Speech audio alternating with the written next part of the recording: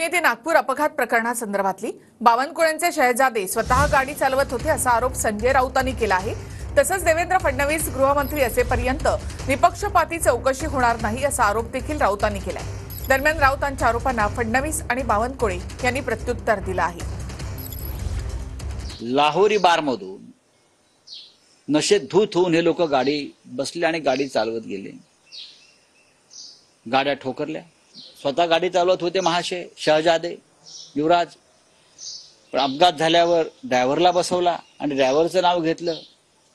चाहे मेरे बेटे के नाम पे गाड़ी हो या कोई अपराधी हो, उस पर कड़ी कार्रवाई होनी चाहिए और पुलिस के नियम से कोई भी जो नियम बैठता है वो नियम से कार्रवाई होनी चाहिए। मुझे लगता है कोई एक उनका दोस्त गाड़ी चला रहा था।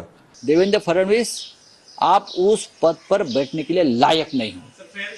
जब तक इस राज्य के गृहमंत्री फडणवीस जी है तब तक किसी भी अपराध की फेयर जांच नहीं होगी। ऐसा है कि उसकी पूरी जांच पुलिस कर रही है। इस प्रकार से बावनकुळे जी को टारगेट करने का विचार रखते हुए उसके ऊपर राजनीति करना ये ठीक नहीं है।